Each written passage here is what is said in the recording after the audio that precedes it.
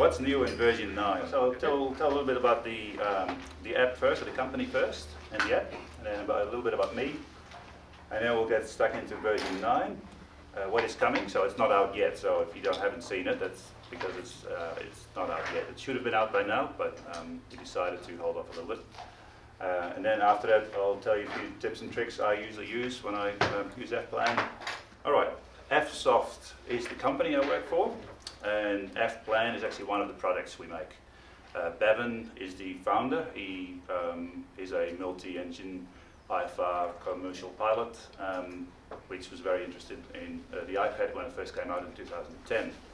He thought, oh, this is a great device, I can use it for my own flight planning. So he created the software. He was an IT engineer at the time with Telstra, and as he kind of started using it and showed his flying buddies, they were very interested, like, oh, I want that too, and that's how it kind of started in 2010. So that's 12 years ago now. And the way it's set up, AvPlan, I don't know, who's an AvPlan user at the moment?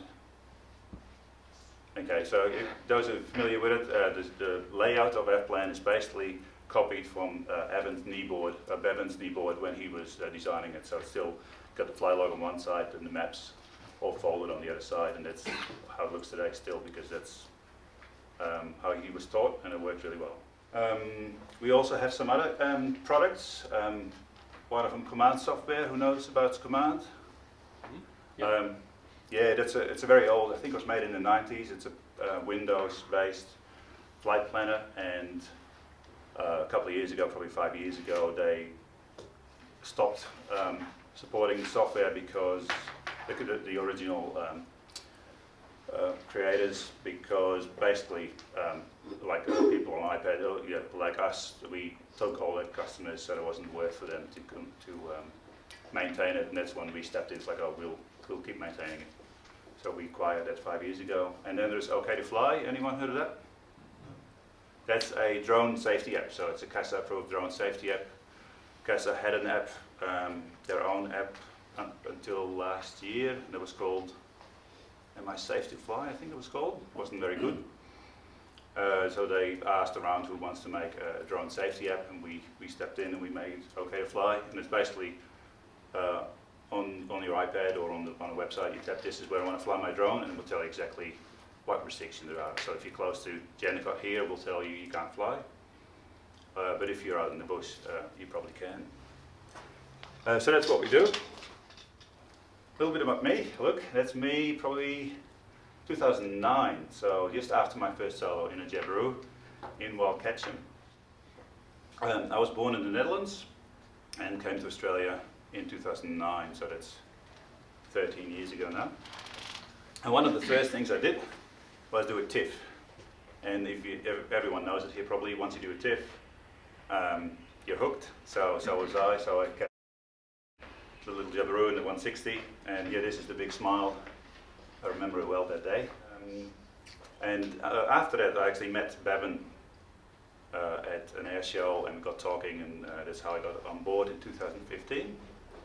And yeah, so I've been with the company for about 7 years now. I'm one of the 3 full-time software developers. We've got a few part-time as well. Last year, after about a year and a half of lockdowns in Melbourne, we decided to move back to WA.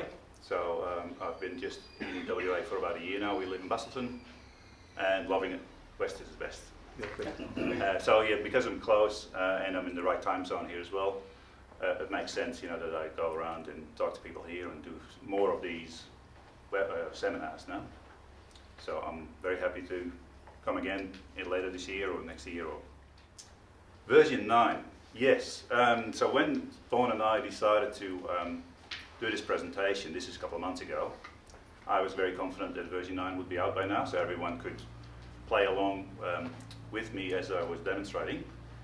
Unfortunately, due to circumstances, a lot of things, it's not out yet, and we won't be putting it out until August, so it'll probably be out early August, and that's mostly because a lot of our team is away or overseas, and because it's a big update and a lot of things could go wrong, we want to be there, when it goes public, so if something does go wrong, we can fix it straight away and not being overseas somewhere, and so that's why. But there is a public beta, so everyone can sign up. So there's a link on the top there.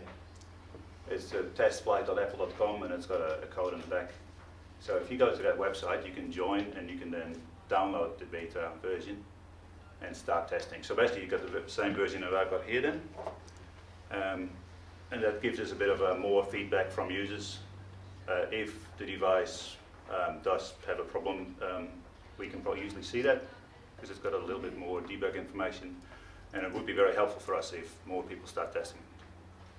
So we don't want everyone starting it, using it at the same time, but if we can have, I think we've got 60 users using it now, and we can get it to 100, probably be very good. So I'll start demonstrating on the device. The first thing you'll notice is we completely changed the startup and sign-in process, because we found that here you can see it's a very different color,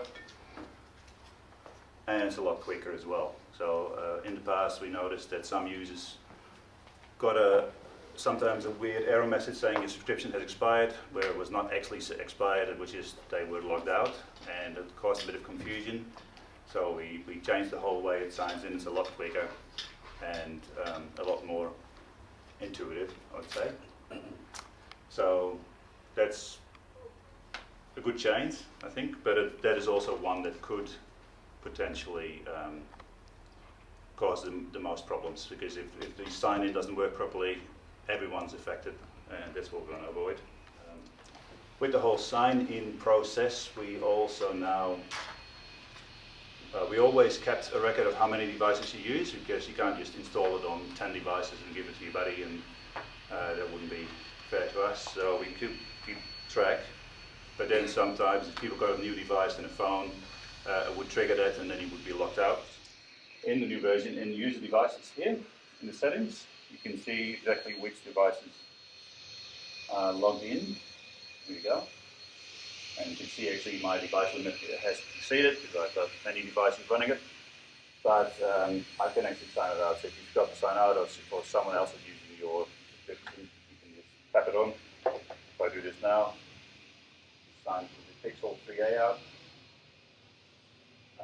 If that person would be using it, they'll get a pop-up straight away saying, you don't have an active subscription, please sign in. So that's for us, and help desk calls if people didn't quite know what was going on. So there's more for us, and it's easy for you as well. And we'll get to that in a second. You can do it on the web page as well. So if you don't have a device running AvPlan, or you can't get in, you can log into the website and sign your devices out there too. The other thing which you might have noticed, which is the biggest obvious change, is we now support folders in your flight plans. So on the left-hand side, what I said before, this is how Bevan used to fly. You've got your flight plans on the left-hand side and your maps on the right-hand side. Now you can have your normal plans, and we've got a few folders. Well, let me tap on the Olyerhoek folder, which I made especially for this. And there you can sort your plans or order them by, if you make a trip as well. So let me go back. I made one that's called Awesome Trip. So you can put all your flight plans for that trip in there. And you can reorder them. So on the bottom, you can either sort them by days. Let's do that one.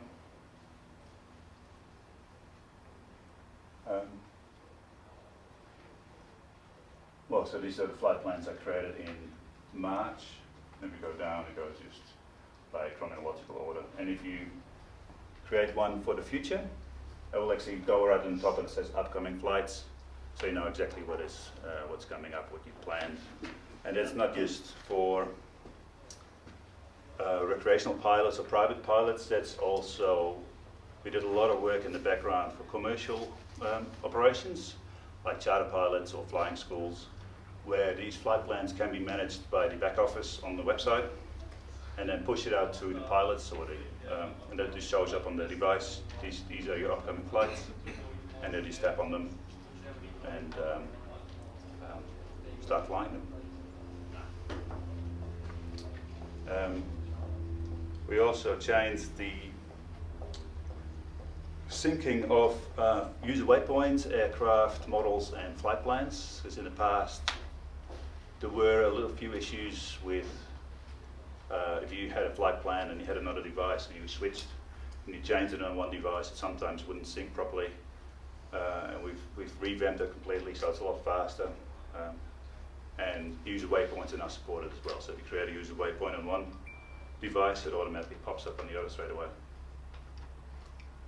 And that is in the settings. So show that right here, in the top. That's where you don't have to do that, but I would definitely recommend it. Because if for some reason you do lose your iPad or it gets stolen or broken, you don't lose everything. So everything will be saved to one of our servers. It won't be shared with anyone or anything, but it's a good way to not lose any data. And talking about our servers as well, one of the other things we do is flight log. So you probably know AvPlan Live, so where you can see your traffic and everyone around you. You can really see here.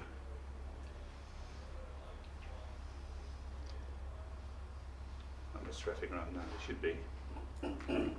Maybe it's the internet, you need a connection to see other traffic.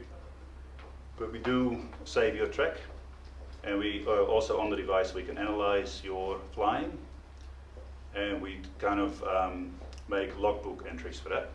So I can actually show you that here in planning.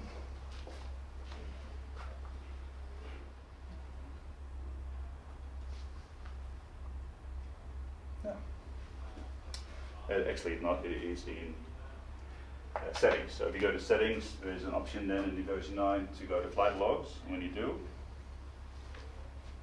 there they are. These are the flights I've done, and these are all automatically generated. So even if you don't have a flight plan in, if you just have your iPad on with AvPlan running and you chuck it in the back of the aircraft, you start flying, it will automatically pick everything up. So say this one. This is one I did before. So I went from Bustleton to Bunbury, and you can see you did a couple of circuits, took off, and it saves all the data. And it should, on the website, show that. So I did a couple of steep turns, and we did some flight training on the way, and the circuits in Bunbury. Same flight. You'll see on the web. And I think this is the coolest picture. So this is the website. It already works on the current version as well. You just can't see it on that AvPlan version, but on the web you can. So if you want to go ahead and go to live.avplanefp.com, this is what you'll see. So this is just your location and the maps, and you can have a weather overlay as well, which I won't do. But if you tap here on the track log, there's the one, that's the same one. And now at the bottom, you'll see a summary of distance, average speed, and the time, and also your off blocks of time, your takeoff time, and which runway you used. Departed Bustleton and landing at runway Bunbury, runway 25 at 7:42, and then I did 2, 3, 4, 5 landings or circuits, landed and stopped at 8:10. So that already works. So if you fly and later on go to the website live.avplanefp.com, that's what you'll see. So you don't have to wait for version 9 for that, but you will be able to see that in version 9 on the iPad. So, and obviously this all is anticipation to our logbook functionality, which we're working on as well. So this will then automatically go into our logbook function, which is not ready at all, but that is coming. So this is one smaller step towards that.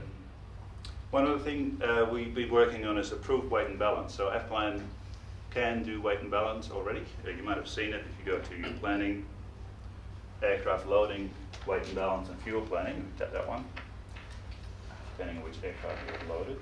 That's this one. You see your envelope. At the moment, all your weights there, but let's put something in.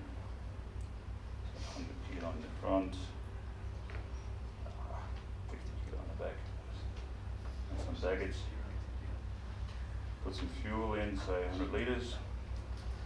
There you go, there's your weight and balance done. This is not an approved weight and balance according to CASA, as in CASA requires you to do your weight and balance in accordance to the POH. If you tell CASA, you can do this, but obviously the model is you put that in, so it's not an approved in that sense. There is an option in AvPlan to have an approved weight and balance, so it's actually done by a approved weight control authority. And if you use that one, you will get, if you use the load sheet, which you can see print preview load sheet is here. For stage 1, this is what it'll look like, and it will have the weight control authority's number on there too. So that will be, but it's mostly for charter operations. For private operations, it's not required. But for charter, if you want to use AvPlan for weight and balance, you do. So that's what we're working on. Probably not relevant to most of you, I think, but we do have quite a few commercial operators using AvPlan, so we're putting a lot of time into that. So that's mostly, so yeah, mostly version 9 changes, so you probably can't really see all the effort we put in, because most of it is in the background at the back, working in the back, and you can't really see it. But I do think that the flight logging is quite useful, maybe for students even more so, because I always forget how many circuits I do, and here you can actually go back and see every single one of them and know exactly how long you've been flying for. Alright, I've got some tips as well. Who submits a flight plan when they go flying, or who doesn't, maybe the better question.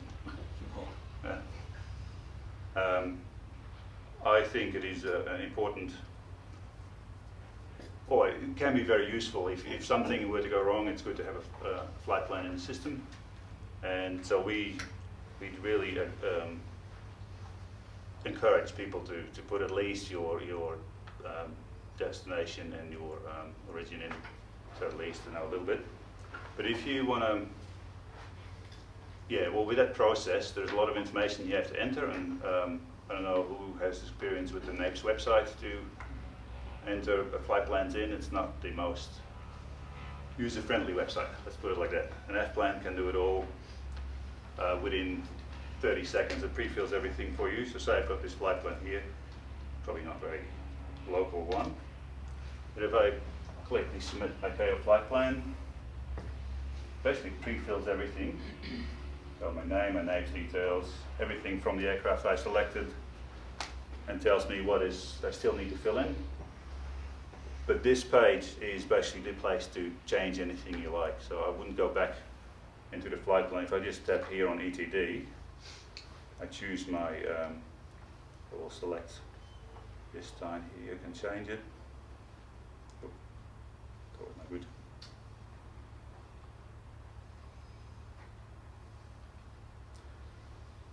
Alright, well there's,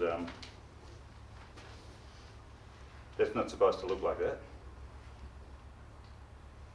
Here we go, I put one in, but that was a small, like, and the altitude here is set to 0, let's change that as well. It automatically calculates the optimal altitude for that flight plan based on the aircraft performance and the forecast winds. So in this case, 1,500 feet would be ideal. You can see that because the rest is a bit grayed out.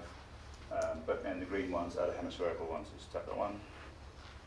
So basically, it's just a few clicks as possible, and that's it. But if you want to add a alternate, or if you want to change anything at all, this is the place to do it. It will automatically update your plan as well, and everything is saved. And I'll click the no send in. So basically, it sends a test message to NAPES. Let's see if that works. I did. I just submitted a flight plan. That's how quick and easy it is. So it's really no effort at all. And this is the response we got from NAPES. You can put a start time as well, like just like that. I didn't put in one right now, but you can basically by tapping one button. Once you do, and you put your, you look at your fuel planning, I think a very cool feature is the max fuel button you see here. Basically taps in your, you put in your, say, 180 kilos in the front, 80 kilos in the back, so we're getting close to max takeoff weight. Click the max fuel button now. I will just put the maximum amount of fuel in, because we can take full fuel in this aircraft, but if I put in 180 kilos in the back, now we're overweight, but if I tap max fuel again, we'll make it so it will right on the bottom, so we can only take 24 litres in this instance, and I think it's a very good way of quickly calculating. And for those people who fly aircraft who use gallons, like a Bourne does, we do have two entry boxes, one for gallons, one for litres, so you don't have to do the mental calculation once you're at the Bowser. So I think that's can be very helpful. Another trick is at the terminal page, Safe at Moorabbin, one where we have a lot of charts and approaches. You can find yourself swiping to all the approaches. If you find there's a lot of plates, you find you're swiping a lot, and if you tap with 3 fingers on the screen like this, here we go, you get a list at the bottom which is a lot easier to scroll through, so especially if you have to go to a RNAV. Anyway, that's a good way to quickly swap if you're in flight as well to another approach plate. Another cool feature, I think, is the lower safe calculation. Who does lower safe calculation here by hand or another way? No one does? No IFR people here? All right. Well, maybe not such a cool feature then for you. I'll show it anyway. If you have a flight plan open with your flight legs, it's there. And you double tap on any one leg. So let's do the longer one here. AvPlan will show you the corridor around it.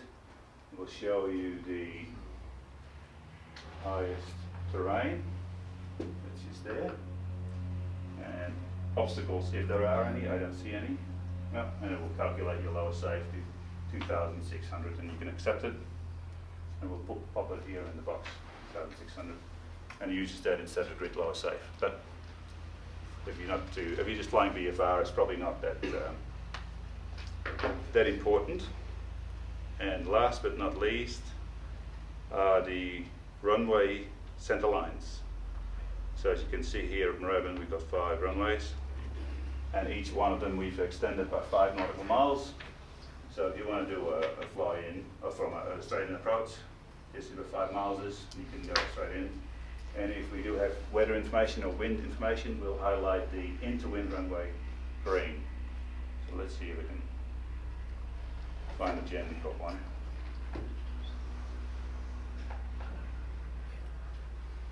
Okay. It's just a direct land. And well, there's the airport diagram here. So if you zoom in enough, the airport diagram will pop up automatically. But here we go, there are the runway center lines. And the moment you can see runway 12 is the interwind runway. That doesn't mean it's the active runway, but it's the interwind one. So I think that's a very handy feature to line up, especially if you have runways which can be confused. You might line up with the wrong runway. This is a good visual aid. So yeah, that's the tips and tricks I've got. Are there any questions? Edgar, can you just talk to us about the best telephony provider? Like, there's obviously you can in your device you can have Telstra or Optus or Telstra is the easy answer. Yeah. And as for coverage. Yeah. So I've flown across the Bass Strait to Tasmania and having 10,000 feet, I have to say, but I didn't lose reception once with Telstra. We sponsor the Outback Air Race every year, or every time it's on, and they all use Telstra, and they rarely lose reception, only in the very far corners. But it's amazing, even if you fly across the Nullarbor, the amount of reception you get, especially at altitude. Yeah. So, and any other one just doesn't do that. And perhaps if you could just explain those settings across the top where it's got two, because they're all selectable, aren't they? You mean the HUD? Yeah, right at the top there. So Display. the dark boxes? Yeah. Yeah, so they're all selectable, so we call it HUD, the head of display. And when you tap and hold on one, so let's go say the TES here, I'll tap and hold on that one, and it will come up with all the different fields you can select. So it will be a latitude, longitude, ETA, rate of descent. So that's the required rate of descent to your destination. So if you fly along, you'll see a change, and the closer you get to your destination, the higher the rate of descent will become. So if you're right on the top, it's infinite. ETA, lots of different options there to select from. So yeah, you can customize it any way you like. Mm-hmm. How did you get into that? Just tap and hold on any of those boxes. So apart tap from the and first hold. one. Okay. So say the ground speed one, let's tap on that one. So tap and hold. And then once you let go, you get a timer in there. Yeah, gotcha. Yeah. That's turnable off and on, isn't it? So you can The turn off the head-up display, you can turn it off and on if you don't want it. Correct, yeah. So, it's up and- let's go through that again. So this is not, menu. since it's what's new, 7.7, I didn't go through the basics, but at the options, so at the top right, the two cogs of the map, you've got all the things you can turn on and off, and one of them is the pad right here. So if you turn that off, so that's gone. If you want to just have to maximise your map space, you click the hamburger icon at the top there, you can rid of your flight log. You just want to have as much map as you want. And so I'll do a little of the basics, because if you haven't used AvPlan before. So at the bottom here we've got your planning pane. That's where your go through if you want to create a new flight plan, or it's basically like a checklist. You start at the top with a new flight plan, or you can import a previously one. You can optimize your altitudes, your loading, fuel, and you work your way through till you get to submit flight plan, and then you can modify, delete those plans, and this is for after the flight basically. So then the en route page shows all your map and your location. The terminal shows any information about an airport or navigate what you want. So in this case,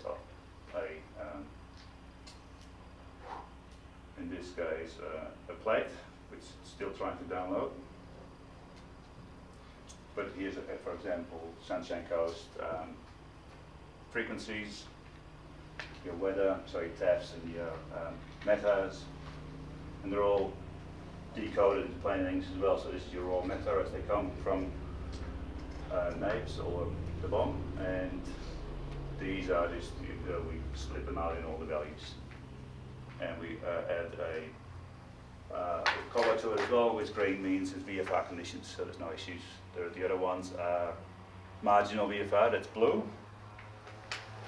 Yellow would be IFR conditions, and the red would be low IFR. You'd be struggling to get in even with approach. So that's your weather, your terminal. No temps for that particular aerodrome. The winds at that location, starting at the surface and then making the way up to. Can be good for planning as well if you want to overfly somewhere and stay. Satellite view, sometimes good when you want to go to a small country strip. See, what does it actually look like? These are the fuel prices. As you can see, they will be updated by users. So anyone who uses AvPlan, if you fill up, you see the price above, you can just tap it in. This one hasn't been updated for a while, which is a bit of a shame. We are working on a replacement for this kind of information to make it more usable and more accurate. You can request a rain prediction as well for any airport. So this actually goes off to NAPES and gets it from there. And the AOPA, it's a little bit of a AOPA. They provide some information about, it's like the URSA page, but it has information about a lot more airports or landing strips, I should say.